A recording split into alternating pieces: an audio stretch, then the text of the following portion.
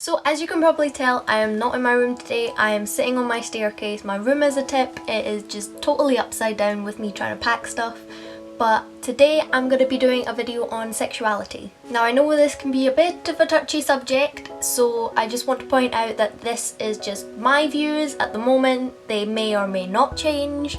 I may or may not be right. This is just what my thoughts are at the moment, and if you have a problem, I don't want to see any kind of bad, nasty comments. If you have an opposing idea, then please make sure you put it across nicely and calmly, and nobody should ever have to put their point across in an angry or aggressive way, because then your point is just pointless. Anyway, with that being said, I'm just gonna get right stuck in. So sexuality has never been a big issue in our household. My little brother is gay, my mum couldn't care less, and to be honest, I've never really had much of an opposition to it because our family is very easygoing.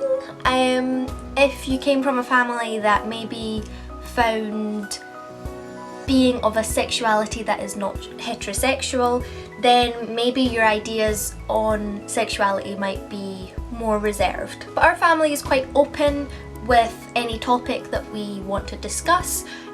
So Kier, my little brother, was very easy when he came out. Not that I think you should have to come out, because that's just stupid. It really bugs me that heterosexual is the norm and anything other than that has to be brought out, and you have to come out of the closet and you have to make a big statement about it, because I think that's just really stupid, because nobody does that when you're straight. Now personally, my own sexuality, first of all, you can't say, I don't like labels that just label you one thing for the rest of your life. Your life is a big, huge roller coaster and anything can happen. But my personal sexuality is probably heterosexual, although, correct me if I'm wrong, but I think pansexual is when you are attracted to anyone that you are attracted to, whether it's male, female, transsexual, anything. Just if you are attracted to them, you are attracted to them. And I think that is a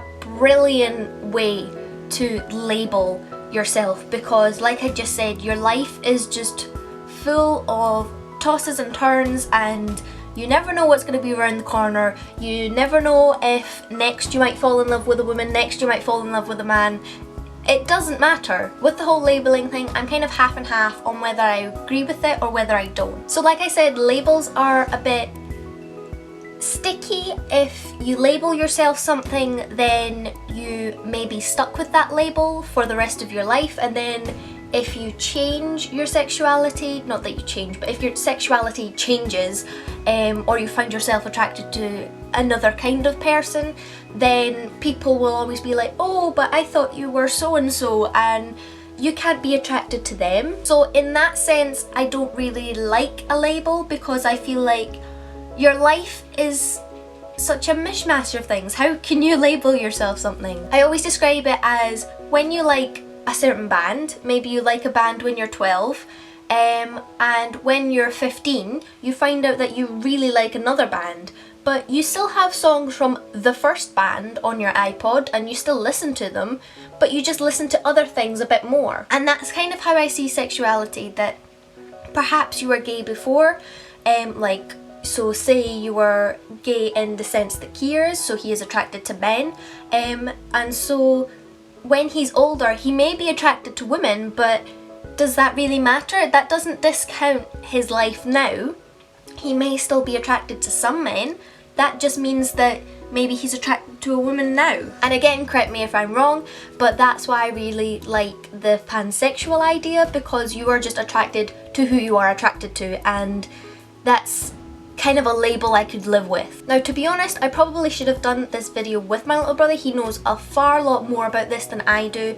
I am just saying what is in my head. I have no script, I'm just rambling at the camera. But a reason why I like labels is that it gives you something to say to someone else. So again, as a strange example of another situation where a label might be useful, I don't eat red meat.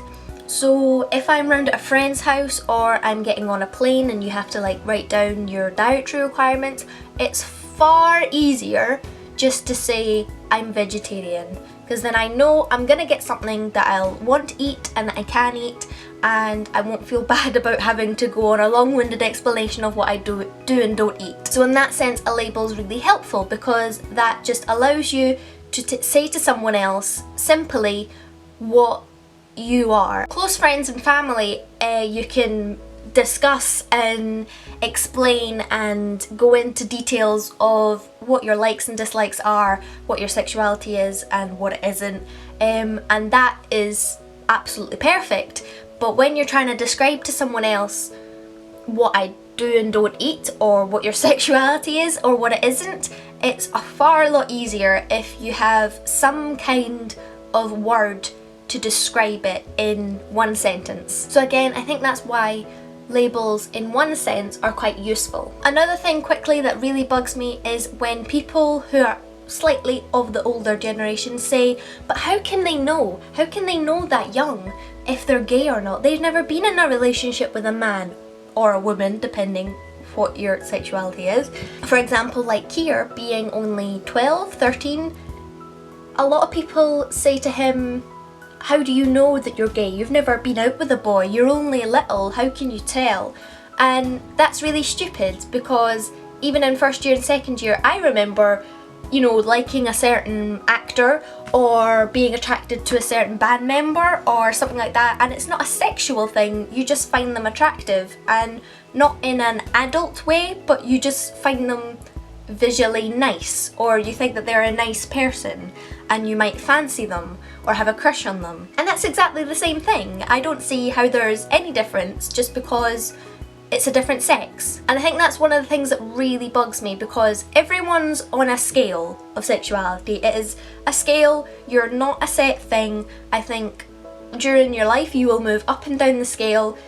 Depending who you are, you might only move a little bit, and some people might move a whole load, but you're somewhere on the scale. There isn't a set, like, if you're gay you only like men, or if you're lesbian you only like women. It's a scale, just as even your own sex is a scale of how masculine or how feminine you are is on a scale. You're not a man or you're not a woman, you're somewhere on a scale of how much you associate with that sex. But even your sex is on a scale of masculine to feminine, and it is perfectly fine to be moving up and down that scale, especially at this age. You are discovering what you like, you're seeing what's out there, and even if you're 12 to 92, you can change your sex and you can change your sexuality as much as you like. It is all up to you. I have just been on a massive rant, and like I said, if you have any issues, if you have any opinions, if you want to just discuss stuff or just tell me about your own sexuality, please feel free to open a discussion down below.